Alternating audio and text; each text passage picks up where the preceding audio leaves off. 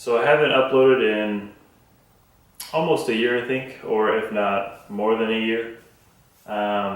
Work and school got in the way, and because I wasn't happy with the quality that I was putting out, because I don't have a whole lot of time to do these installs. So when I work on my car, I need to get it finished the same day usually. But I'm going to try and make a comeback. But first I need to show you guys what I have done to the car since you last saw the last video I posted, which was, I think that was the unveiling of the R32 replica bumper. So let me take you guys around the car real quick, and I will show you all the things that have been done since I was last on YouTube. And a disclaimer, my car is filthy because it's been raining in California for like 2 weeks straight. So I believe the first thing we need to go over is the front bumper itself. So I did end up getting it painted. Yeah, it's got a lot of orange peel in it, so I'm not too happy with how the final product turned out. But the entire car really needs a paint job anyway. But it looks good. And I had a lip on it, but I've since broken that lip, and we'll have to get a new one put on there soon. So the next thing would be the mirror caps. They are chrome. I got them on eBay. The chrome ones were cheaper than trying to get the brushed aluminum ones, but the chrome ones match the grille anyway, and they actually match the wheels pretty well too. And for wheels, I have since changed out from the Rotiform TMBs, and now we have on here the 3SDM. I believe these are the .66 wheels, 18 by 8.5. I believe offset is somewhere around 42. I do love these wheels.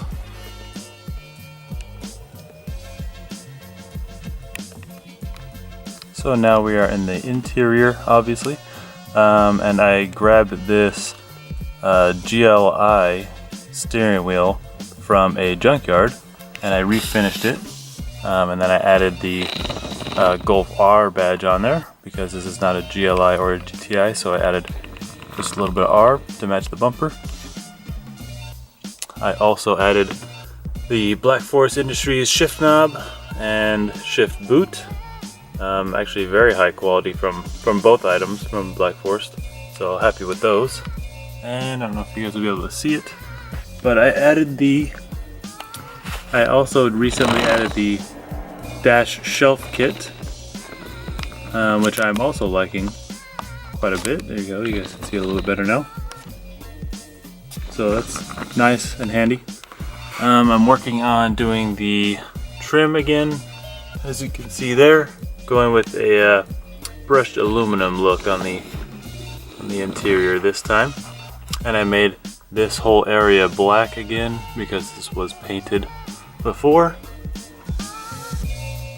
And that's a look at the interior, and I'm missing a door panel because I tried to reupholster it myself and it didn't work out, so now I'm missing a door panel. Alright, so I think that is just about everything to get you guys fully caught up. So first thing you want to do before you even get this far is to make sure you take off your center cap.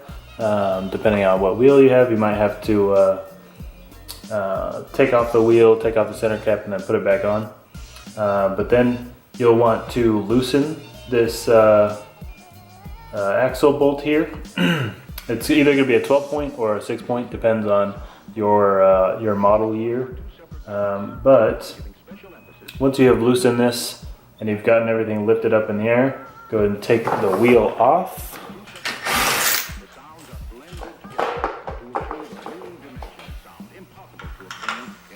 I have this Volkswagen wheel hanger, which is actually pretty useful. Just screws in where the wheel bolt goes. That way, once you take off all the other bolts, the wheel doesn't just come falling off of the hub onto your rotor. This way it kind of hangs on this. Otherwise it would have just fallen down right there, and I would have had to have held it up while undoing that last bolt. So now we can just take the loop off. And because we already loosened the axle bolt when the car was on the ground, we should be able to just spin it off really quick. And there it goes. So as you can see, I have the 12 point. All right, so we'll go ahead and start with the removal of the three 17 millimeter bolts on the bottom of the ball joint. You may want to use some penetrating lube like a PB Blaster or something on these because they can get seized up pretty bad sometimes. And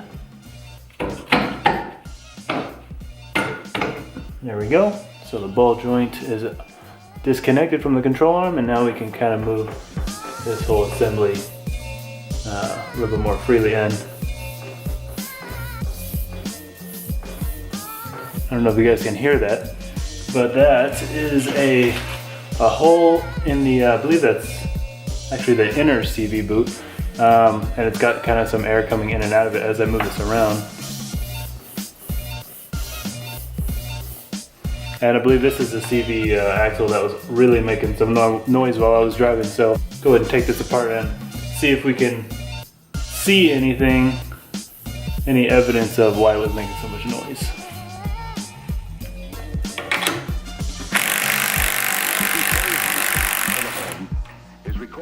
Alright, and there is the nut off of the sway bar end link.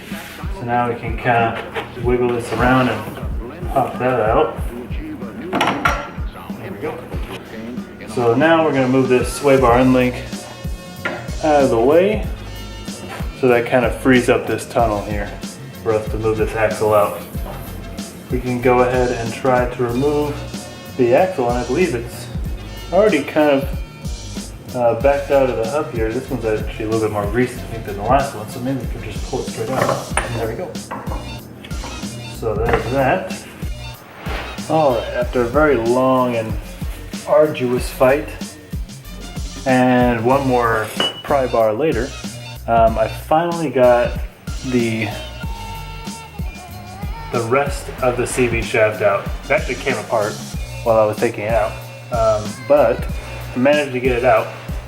As you can see, maybe, there's really not hardly any room in here. As I knock the light down, there's really very little room in there. And what happens is, I believe, the shafts will look like these with a ring at the end. You'll put it in, and then the snap ring, I don't know if you guys can tell if it's going to focus or not, it'll actually expand outward outside the spline and hold itself in place just a little bit, but that makes it really hard to actually get it in or out. So I used a Titan Adjustable Pry Bar, and this is kind of what it looks like, and this is how it adjusts. But I used this, and I actually used quite a bit of force to get this thing out because it did not want to come out at all. But now that we have this out, I'm going to go ahead and clean up kind of the surrounding areas with a little bit of brake clean, a little bit in the middle, and then I'm going to apply some new grease. And then we can start on the install of the new shaft.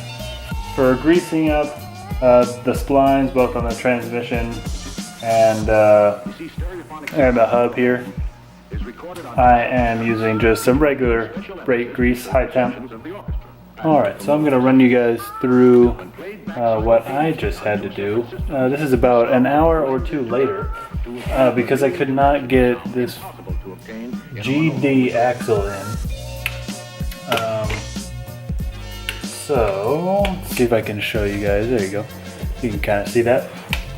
So, because you have to push the axle in with such force, apparently, you can't really do it by hand. I mean, if you're lucky, it'll go in easy. But I actually ended up taking this piece of wood, which is flat on the bottom, as you can see, and I used that part to push up against. I essentially set it up just like this. Set it up basically at the back of the housing, so I'd be able to push it on it from out here. And I literally just hit it twice, 2 or 3 times, not even really that hard, and it slid right in. After I just spent 2 hours trying to get it in, trying to force it. So I guess if you get it just right, it'll go in. If you don't, then you're gonna spend 2 hours here. Now we're gonna work on the easy part, which is getting this part of the axle into the hub. I think it's coming in now. There we go. Maybe you guys heard that, but that was the axle sliding into the hub. And now we can set the control arm back up into the lower mount of the ball joint.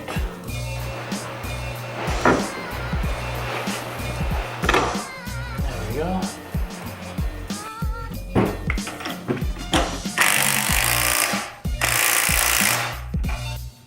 Wheel bar end link is tight now. We will now put the wheel back on with the center cap off, and we're going to drop the car, and then once the car is down, we will torque down our axle bolts. Alright, so we have the car on the ground. We'll go ahead and torque this axle bolt here. I've heard for the 12 points it's around 60 to 72 foot-pounds initially, and then another 90 degrees. So that's what I'm going to go off of. I think I have this set to right around 70. I think that's about another 90. About as tight as I can make it.